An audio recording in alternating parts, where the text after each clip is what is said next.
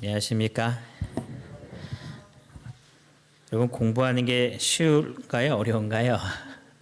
공부하는 거는 어려운 일 같아요. 그래서 수업 시간에도 학생들 보면 다 공부하는 거 싫어서 몸 비틀고 또 시험 보면 많이들 틀리고 이렇게 하는데요.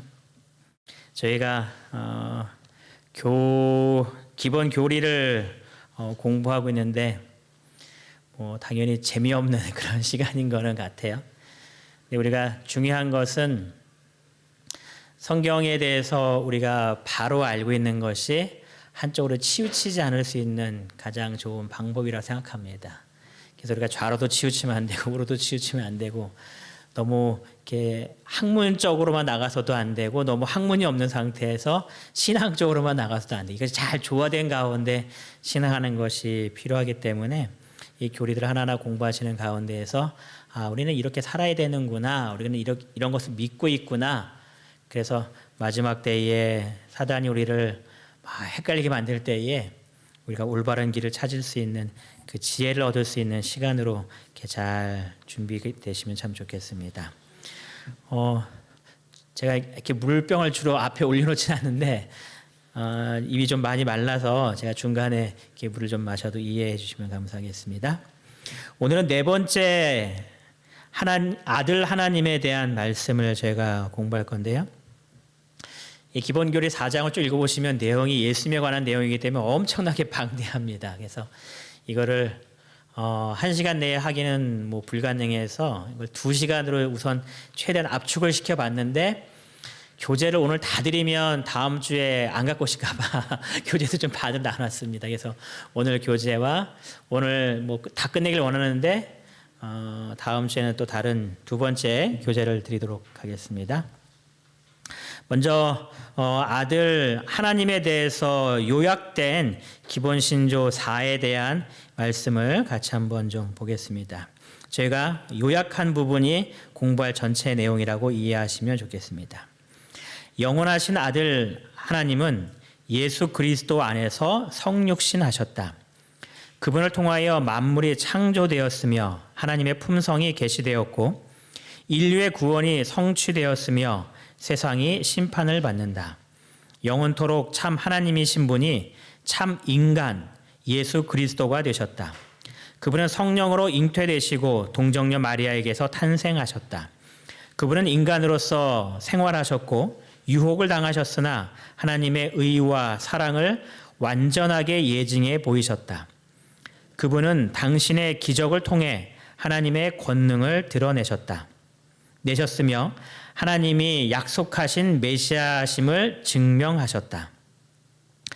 그분은 우리의 죄를 위해 우리 대신 자발적으로 고난당하시고 십자가 위에서 죽으셨으며 죽은 자 가운데서 부활하시고 승천하사 우리를 위해 하늘 성소에서 봉사하신다.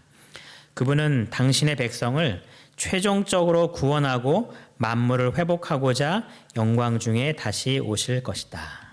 예수님에 대해서 우리가 믿고 있는 것들을 압축해서 설명한 내용인데요. 이것이 저희가 공부할 내용의 전부입니다. 제가 지난주에 저희 그 둘째 애한테 좀 물었어요. 야, 아빠가 요새 화요일날 설교할 때 말이 엄청 빠르지 않니? 그랬더니 그렇게 빠른 것 같지는 않아 이렇게 얘기를 하더라고요. 근데 제가 느끼면서 분량을 다 하려는 욕심 때문에 말을 막 좀 빨리 한 것 같긴 해요. 그래서 오늘은 좀 최대한 천천히 하려고 노력을 좀 해보도록 하겠습니다. 좀 빠르죠? 제가 원래 말을 굉장히 빨리 하는 스타일이다 보니까 최대한 천천히 했는데 또 요즘 빨라졌던 것 같아요. 하여튼 천천히 노력을 좀 해보도록 하겠습니다. 아담과 하와가 선악과를 이렇게 먹는 그런 문제에 있어서 먼저 하나님께서 뭐라고 말씀하셨냐면 선악을 알게 하는 나무의 열매는 먹지 말라. 내가 먹는 날에는 반드시 죽으리라 라고 이렇게 말씀을 하셨습니다. 그래서 이 말씀을 가지고 사람들이 몇 가지 질문을 합니다. 아담과 하와가 선악과를 먹었는데 바로 그날 죽지는 않았네요. 이렇게 질문을 합니다. 왜냐하면 여기 읽어보니까 먹는 날에는 반드시 죽는다 했는데 먹는 날에 안 죽었으니까 사람들이 묻습니다. 바로 안 죽었네요 하면서.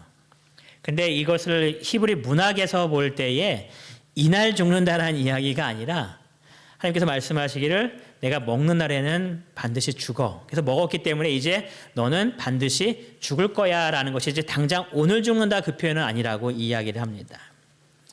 그래서 아담과 하와는 선악과를 먹었기 때문에 이제 죽을 운명에 처해졌고 반드시 죽는다라는 표현을 이 창세기 2장 17절의 원어상으로는 죽고 죽는다. 그래서 죽는다라는 단어를 2번 반복해 있습니다.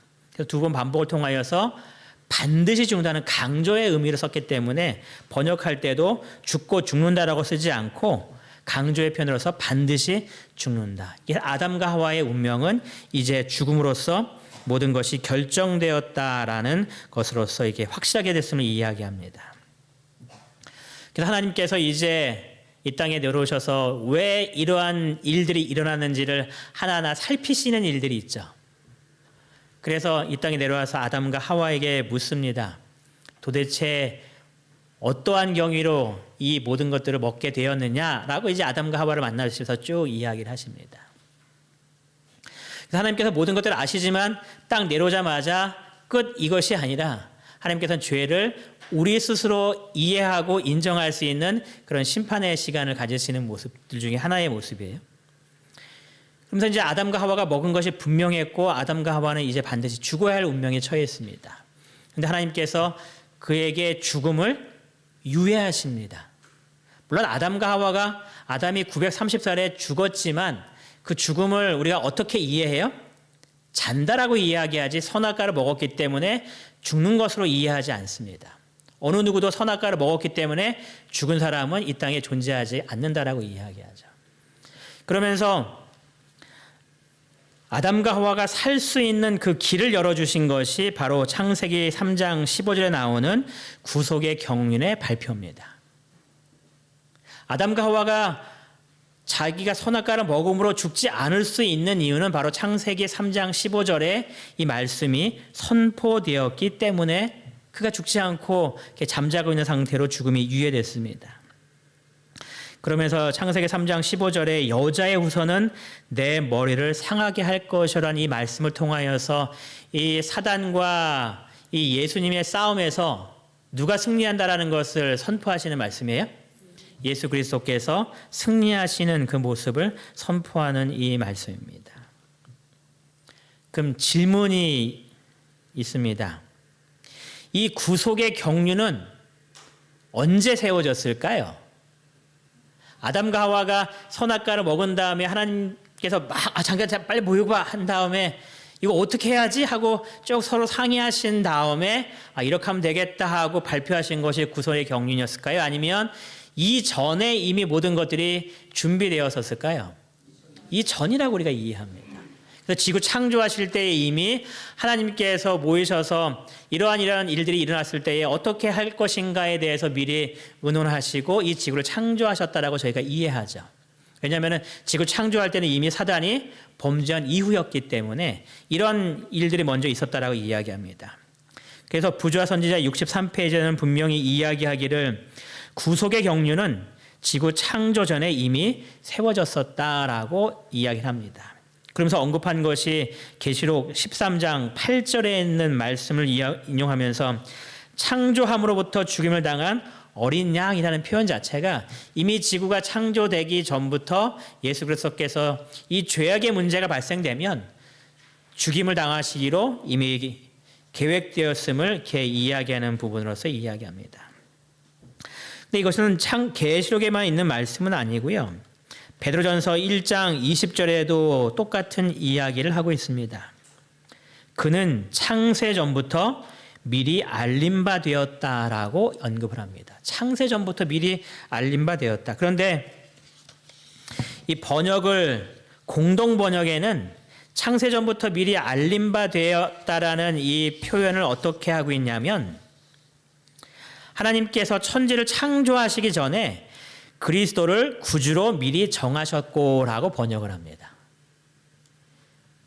그리스도를 구세주로 미리 정하셨다. 그러니까 이미 창조 전에 이 죄의 문제가 발생했을 때에 어떻게 할 것인가에 대한 이 구속의 경륜이 있었다라고 언급을 하는 그 모습입니다. 그래서 아담과 하와가 범죄하자 아담과 하와를 살리기 위해서 이 구속의 경륜을 발표한 겁니다. 그러니까 구속의 경륜이 이미 준비되어 있었기 때문에 아담과 하와가 범죄했지만 죄를 졌지만 그가 죽지 않고 죽음이 유예될 수 있었다는 이야기입니다. 구속의 경륜이 이미 준비가 되어 있었기 때문에. 그 다음에 우리가 잘 아는 의논이 하나 나오죠. 스가랴 6장 13절에 평화의 의논이라는 이 말씀을 저희가 잘 알고 있습니다. 둘 사이에 평화의 의논이 있었다라고 표현하면서 하나님과 예수 그리스도 사이에 아버지 하나님과 아들 하나님 사이에 의논이 있었는데 이 의논을 평화의 의논이다라고 말을 합니다.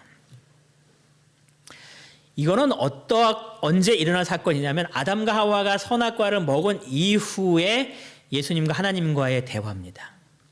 그러니까 구속의 경륜은 이미 준비가 되었고 이제 구속의 경륜이 발표되기 위해서 아버지 하나님과 아들 하나님께서 만나셔서 의논을 하시는 겁니다. 이 문제를 이제 어떻게 처리할 것인가에 대해서.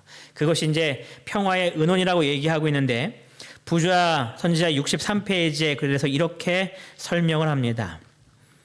그리스도께서 죄인을 위하여 아버지 앞에서 간청하시는 동안 하늘 천사들은 말로 표현할 수 없는 큰 관심을 가지고 그 결과를 기다리고 있었다. 그러니까 범죄 이후에 아버지 하나님과 아들 하나님이 만나서 아들 하나님께서 이제 계획된 대로 내가 이 땅에 내려가서 이 모든 죄를 짊어지고 죽겠습니다 하는 그 이야기를 지금 나눈다는 그 이야기를 하는 겁니다. 그러면서 계속해서 이렇게 이야기를 해요. 우주의 왕에게 있어서도 범죄한 인류를 위하여 당신의 아들을 죽도록 내어주는 것은 어떤 일이었대요? 큰 투쟁이었다라고 이야기합니다. 그러니까 이미 의논이 됐었지만 실제 그 일을 집행하기 위해서 발표를 할 때에 그것이 아버지 하나님에게 있어서 쉬운 일은 아니었다라고 이야기합니다. 굉장히 어려운 일이었지만 그 일들을 하나님께서 우리를 사랑하시기 때문에 그 일을 집행하셨다라고 이야기하시면서 요한복음 3장 16절을 이 말씀이 나올 때 이제 인용합니다. 하나님이 세상을 이처럼 사랑하사 평화의 은혜를 통하여서 독생자를 우리를 위하여 주시기로 결정하셨다는 겁니다. 그래서 예수님께서 이제 이 땅에 오셔서 우리의 죄를 위하여 어떠한 일들을 하실 것인가, 우리의 죄의 문제가 어떻게 해결될 것인가를 보다 명확하게 우리에게 이해시키기 위해서 성경에 기록된 것이 바로 이 제사 제도의 모습이었습니다. 그래서 이 제사 제도, 이 성소를 통하여서 이 우리의 죄의 문제가 도대체 어떻게 해결되고 우리가 어떻게 의로움을 받고 이 죄가 언제 도말되는지에 대해서 우리에게 잘 이해할 수 있도록 가르쳐 주는 거죠. 그냥 말로 설명하면 잘 이해가 안 되니까 자기의 삶 속에서 실물 교훈을 통하여서 이제 모든 것들을 이해하도록 하나님께서 하신 겁니다. 저희가 그래서 나중에 이 성소에 대해서는 좀 더 자세하게 좀 이렇게 살펴보는 시간을 나중에 가질 건데요. 기본교리 4에 그래서 이것을 이렇게 좀 설명을 합니다. 용서받기 위하여 죄인은 전혀 흠이 없는 희생 제물을 가져왔는데 이 제물은 무한하신 구주를 대표한다. 여러분, 지금 우리가 이 땅에 살고 있는 것이 행복하다라고 느끼셔야 됩니다. 왜냐하면 이 당시에 태어나셨으면 여러분들이 죄를 지면 뭐를 끌고 가야 돼요? 양을 끌고 어디로 갑니까? 성소로 가야 되는 겁니다. 그러면은 사람들이 나를 보면서 딱 눈치채겠죠. 아, 쟤 어제도 끌고 가더니 오늘도 끌고 가는 거 보니까 오늘도 잘못했구나.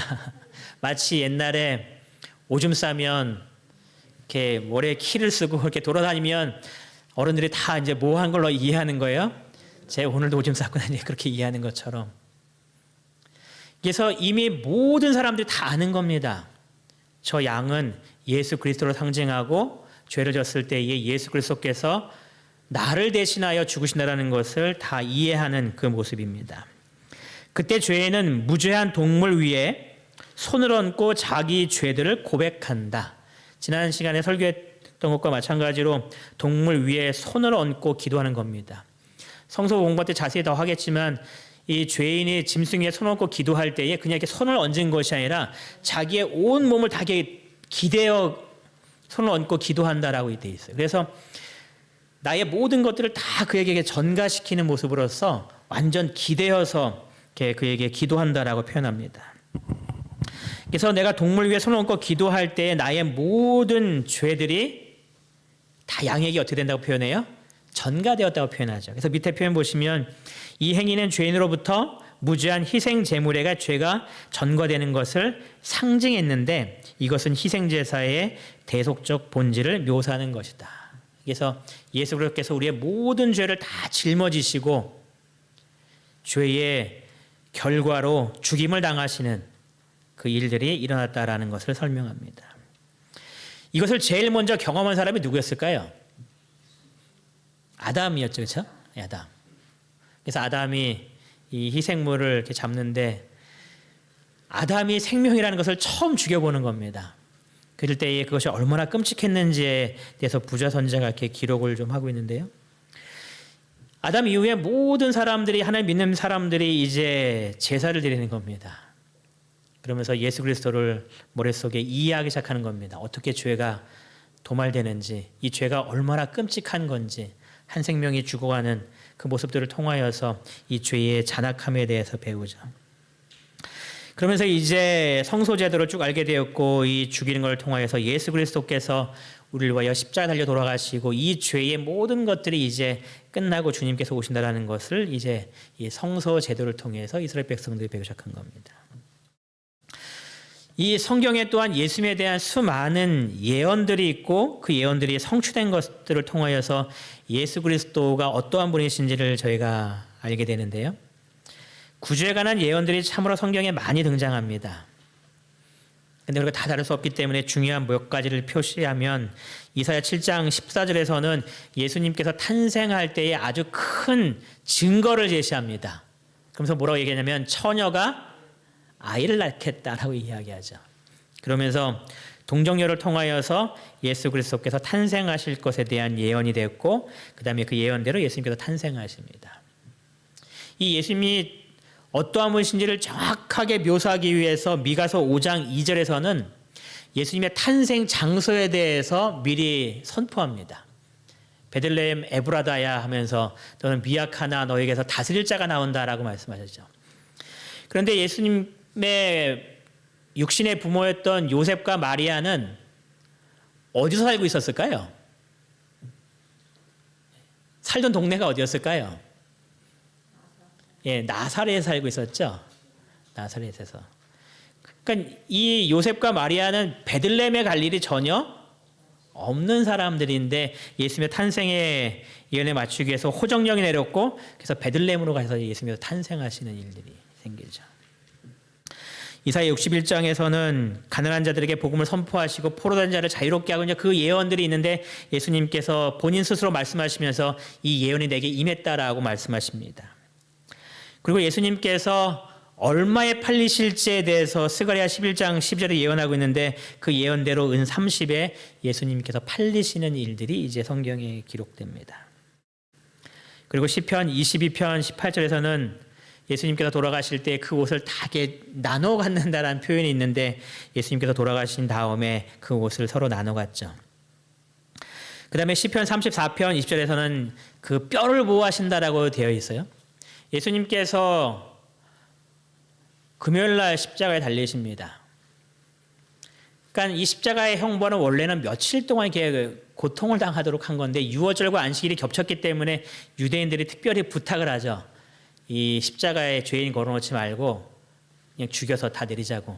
그래서 이 왼편과 오른편에 있는 강도를 보니까 아직 쌩쌩하게 살아있어서 어떻게 했어요? 이 뼈를 분질러 갖고 사람을 이렇게 죽이죠. 이 실제로 이렇게 뼈가 부러졌을 때 죽는 경우에 대해서 의학적인 내용들을 보니까 그 쇼크로 사망하는 일들이 그 뼈를 부러뜨릴 때 생기는 일이라고 이렇게 이야기하더라고요. 그래서 두 강도를 이렇게 죽인 다음에 예수님도 죽이려고 하고 보니까 예수님께서 이미 숨이 끊어진 것 같았어요. 그래서 죽었는지 안 죽었는지 확인해 보기 위해서 스가랴 12장 10절에 말씀 나와 있는 대로 이렇게 창으로 벽과를 이렇게 찌르죠. 그랬을 때에 모든 것들이 나오는 것을 보면서 예수님이 죽었구나 하면서 예수님의 뼈를 부러뜨리지 않은. 그래서 이 성경의 모든 예언들이 예수님께 완전히 다 맞춰지는 것을 이렇게 봅니다. 그러니까 이러한 조건들 외에는 내가 예수다라고 얘기할 수가 아무도 이제 없는 거죠. 예수님에 대한 이 예언들은 이 탄생과 그 생애뿐만 아니라 예수님께서 어떠한 때에 태어나실 건지 그분의 이 모든 시기에 관한 말씀들이 이렇게 기록된 것이 성경의 내용으로 등장합니다.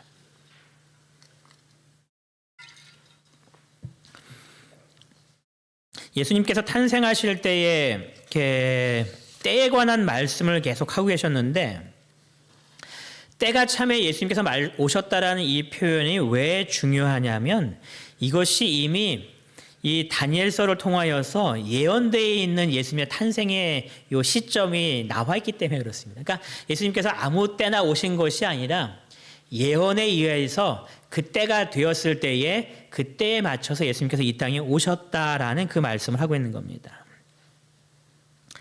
다니엘 9장 24절에 이제 포로 귀환이 얼마 남지 않았을 때에 다니엘이 계시를 받습니다. 내 백성과 내 거룩한 성을 위하여 이른 이래를 기한으로 정하였다라고 말씀하시면서 그때가 되면 허물이 그치고 죄가 끝나며 죄악이 용서되며 영원한 의가 드러나며 환상과 예언이 응하며 또 지극히 거룩하신 이가 기름 부음을 받는다.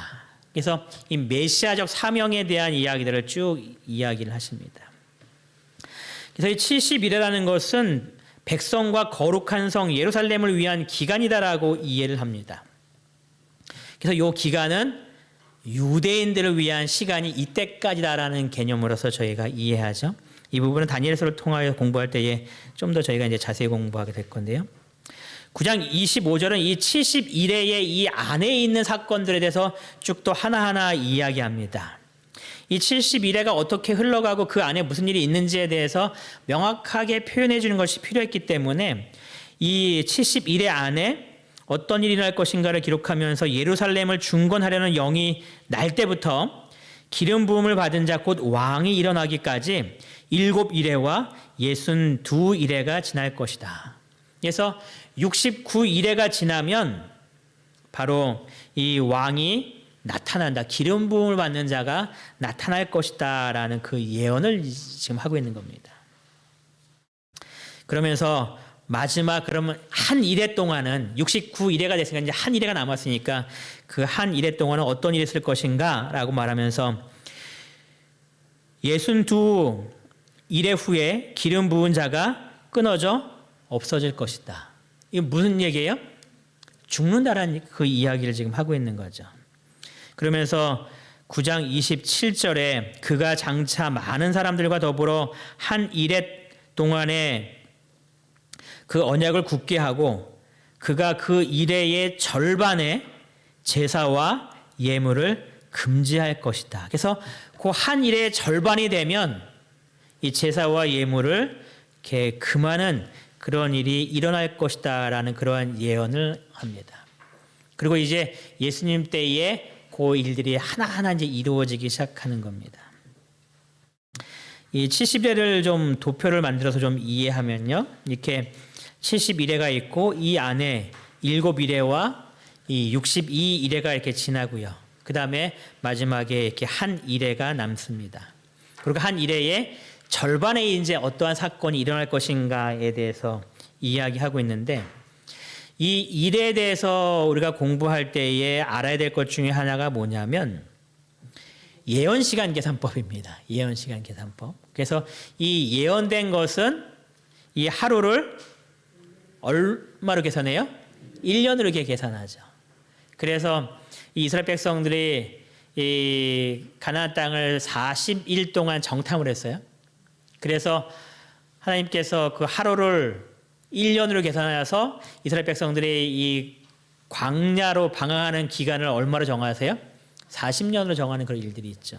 그래서 이 민수기 14장 34절과 에스겔 4장 6절의 이 두 말씀을 통하여서 예언적 시간의 계산법은 하루를 1년으로 계산한다라는 것을 이해합니다.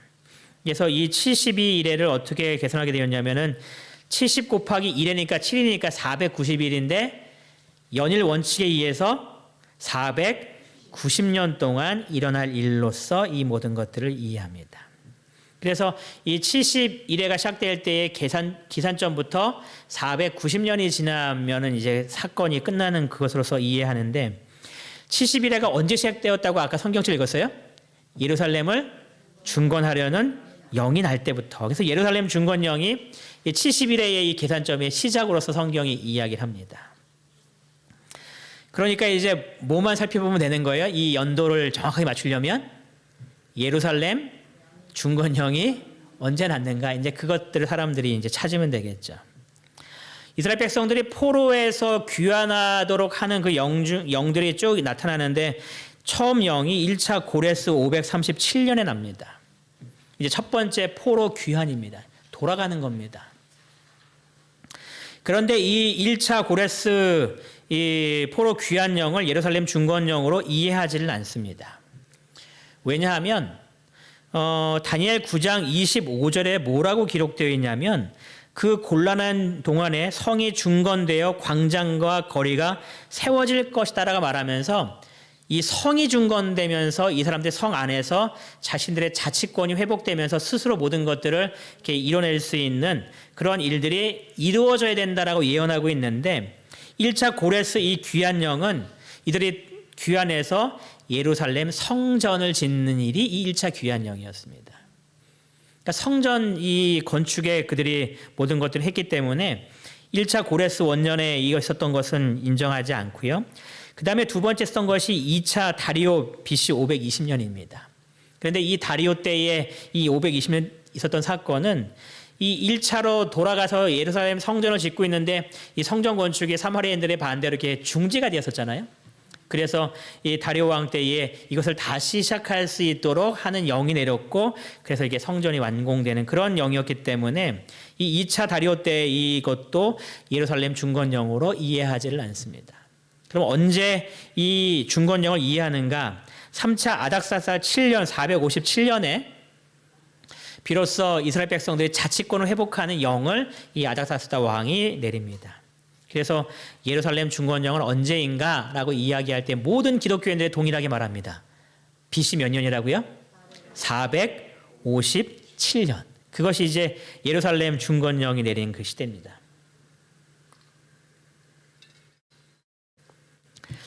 그러면 457년부터 시작해서 이제 490년이 지나면 몇 년이 될까요? 몇 년이 될까요? 수학적 쭉 계산해 보면. 여러분들 이걸 좀 생각해 보시면 돼요. 이 70일에는 유대인과 예루살렘 성전을 위해서 오직 유대인들만을 위한 기간이고 이 기간이 끝나면 유대인뿐만 아니라 모든 이방인들에게 복음이 증거되는 그러한 기간으로서 70일을 정하신 겁니다. 언제 이 복음이 이제 이방인들에게 복음이 순식간에 전파되는 일들이 시작되었는가? 바로 스데반의 순교 사건입니다. 그래서 AD 34년에 이 스데반이 순교하는 일이 일어납니다. 그래서 이 스데반의 순교 이후로 기독교인들이 박해에 대한 두려움 때문에 사방으로 막 다 흩어지기 시작하죠. 그러면서 이제 복음이 이 유대 지역뿐만 아니라 다른 지역으로 막 나아가는 그런 일들이 AD 34년에 이루어지기 시작합니다. 그래서 예언대로 내 백성과 내 거룩한 성을 위하여 이런 일의 기간을 정하였고 이 이후에는 이제 이들뿐만 아니라 다른 많은 사람들이 복음을 받을 수 있도록 이 일들이 이루어지기 시작합니다. 그 다음에 또 보시면은 기름 부은 자가 나타난다라고 이야기합니다. 7일회와 62일회가 지났을 때에 기름 부음을 받은 자, 곧 왕이 일어난다고 하는데 이것은 어떠한 사건인가? 예수님께서 침례 받으시는 사건입니다. 그래서 이 예언의 정확한 대로 27년에 예수님께서 침례를 받으시고 이제 자신의 사명을 이제 이루시는 그런 일들을 시작하시죠. 그리고 그 일의 절반의 제사와 예물이 금해진다라고 되어 있어요. 이것은 어떠한 사건인가? 31년에 예수님께서 십자가에 달려 돌아가시는 일이 이제 이루어지는 겁니다. 예수님께서 십자가에 달려 돌아가실 때에 어떠한 일이 성전에 있었는가? 마태복음 27장 50절과 51절에 보니까 예수께서 다시 크게 소리 지르시고 영원히 떠나시니라. 51절에 이에 성소 휘장이 위로부터 아래까지 찢어져서 둘이 되었다라고 얘기하죠. 성소 휘장이 쫙 찢어진 겁니다. 여러분, 이 성소 휘장은 왜 중요했냐면 대속죄일 날 이 모든 죄를 속하기 위해서 이 피를 성소 휘장에 뿌려야 되는데 이게 이제 사라진 겁니다. 그리고 이제 지성소로 가는 문이 이제 열려버린 겁니다. 그래서 더 이상 예수님의 십자가 이후로 제물을 드릴 필요성이 없어졌음을 이게 이제 묘사하는 그러한 장면입니다. 왜냐하면 이 모든 것들은 상징적인 거였습니다. 그런데 원형이 왔기 때문에 이 상징은 이제 더 이상 필요가 없어진 거죠.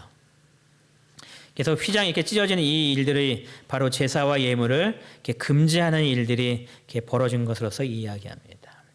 그래서 이러한 모든 과정들을 통하여서 예수님께서 어떠한 역할을 하시고 또 예수님께서 우리에게 언제 오시고 어떠한 일들을 하실 것인지에 대한 모든 예언들이 하나하나 이루어지는 겁니다.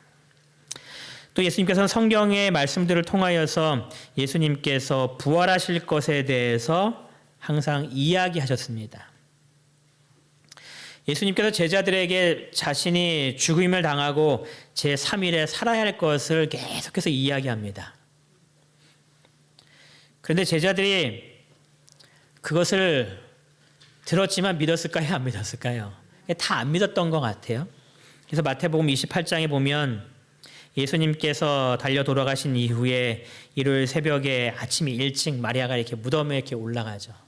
그리고 예수님께서 계시지 않자 이렇게 어떤 사람들이 눈앞에 보였는데 천사였지만 문지기인 줄 알고 예수님 어디다 이렇게 이동했는지 아시냐고 막 이렇게 묻는 가운데에 그 천사가 이렇게 말합니다. 그가 여기 계시지 않고 그가 말씀하시던 대로 뭐 했다고요? 살아나셨다고. 그러니까 3일 만에 부활하겠다고 여러 번 얘기했지만 다 믿었습니다. 그리고 뭐라고 얘기하냐면 7절 중반 이후에 너희보다 먼저 갈릴리로 가신다라는 그런 이야기를 해요. 왜 천사가 이런 이야기를 했냐면 마가복음 14장 28절에 뭐라고 이야기했냐면 내가 살아난 후에 너희보다 먼저 갈릴리로 간다라고 예수님께서 이미 말씀하셨기 때문에 그렇습니다. 그러니까 이미 예수님의 이 말씀을 통하여서 자신이 죽고 부활할 것이고 그 다음에 어디 갈 것이고 모든 것들을 다 이렇게 예언을 다 했습니다. 근데 많은 사람들이 그 많은 것들을 들었지만 그것을 어떻게 한 거예요? 믿지를 않았던 그런 거죠. 여러분, 이러한 삶의 모습이 혹 우리들의 삶이 되지 않을까 우리가 좀 곰곰이 생각해 봐야 될 필요성은 있습니다. 우리가 하나님의 말씀을 쭉 다 보고 이해하지만 이 마지막 때에 관한 모든 말씀들을 정말 내 삶 속에 다 받아들이고 이해하고 있는지. 때때로 우리가 성경의 말씀을 보지만 세상에 일어난 일과 이 모든 것들이 다 맞지 않는다고 생각하면서 예수님의 말씀을 하나 좀 뒤로 이렇게 세우고 살아갈 때가 있을지도 모릅니다. 예수님께서 이야기했지만 그 이야기를 이렇게 크게 귀담아 듣지 않는 그런 사람들처럼 우리도 이 말씀을 읽으면서 그 말씀이 내 삶 속에 현실적으로 실제적으로 일어나는 것에 대해서 우리도 믿지 않고 사는지도 모릅니다. 여러분, 요즘 우리 주변의 일들을 주변에 일어나는 상황들을 보면 예수님께서 빨리 오실 것 같습니까? 아니면 아직도 한참 좀 많이 남은 것 같습니까? 빨리 오실 것 같아요. 그렇죠? 우리나라에도 일어나는 여러 가지 일들을 보면 이것이 결코 오래 갈 세상 같아 보이지는 않습니다. 우리가 이럴 때에 더욱더 말씀을 바로 이해하고 말씀대로 살려고 노력하고 이 세상과 이 말씀이 일치하지 않는 것처럼 보인다 할 때에 세상보다도 오히려 말씀을 따라갈 수 있는, 그래서 말씀대로 따라가면서 주님께서 우리를 인도하신 대로 나아가는 것이 얼마나 중요한지를 내 삶 속에 더 많이 체험하셔서 우리가 주님 오실 때에 어느 누구도 그 대열에서 빠지는 것이 아니라 주님께서 인도하시는 그 안에 계속 머무는 가운데에 우리 모두가 재림의 그 순간 그 자리에 함께 서시는 그 하나님의 은혜가 이문동교회 모든 성도들의 가정에 임하게 되시기를 간절히 바라면서 오늘 말씀을 마치겠습니다. 오늘 기도의 제목은요. 저희가 계속 첫 번째와 두 번째 기도 제목은 같은 제목으로 하고 있는데요. 윤병호 장로님에 대해서 잠깐 좀 설명을 드리면 아시는 대로 지금 중환자실에서 치료를 받고 계시는데요. 지금 문제가 어떤 게 좀 있냐면 음식을 섭취할 수 있는 호스를 새로 이렇게 심으셨는데 그게 아직 완전히 이렇게 붙질 않아서 그쪽으로 음식을 넣으면 음식이 새서 음식을 넣을 수 없는 상황이라고 해요. 그래서 영양분을 이렇게 음식을 통해서 섭취해야 되는데 그것이 안 되기 때문에 그냥 는 거를 통해서만 이렇게 지금까지 계속 이렇게 영양분을 이렇게 섭취하고 있다고 이야기합니다. 그래서 보니까 기력이 많이 없으신 것 같아요. 그러니까 정신도 다 말짱하시고 하지만 이렇게 기력이 없다 보니까 그걸로 인하여서 자가 호흡이 불가능한 것이 아닌가 이제 그렇게들 생각은 좀 우선 하고 계십니다. 그래서 김영래 집사님도 이 부분이 좀 빨리 아물고 음식이 좀 들어가서 육신이 약간 좀 건강이 회복되면 자가 호흡을 할 수 있지 않을까. 이 인공호흡기를 끼고 있는 것이 2주 이상 지날 수 없다라고 이야기합니다. 그러면 이제 목에다가 구멍을 뚫고 호스를 연결해야 되는데 그러면 이제는 전혀 이동하실 수 없고 항상 누워서 생활하실 수밖에 없는 그런 일이 벌어지기 때문에 굉장히 염려를 하고 계세요. 그래서 이번 한 주 동안 장로님이 이렇게 남은 부위들이 잘 회복되고 또 영양분이 잘 섭취가 되고 그래서 자가 호흡으로 병실로 옮겨져서 태어나실 수 있도록 그 문제를 위해서 더 많이 기도를 좀 해주시면 감사하겠습니다. 그리고 세 번째는 어린이 부서를 위해서 이렇게 기도하겠는데요.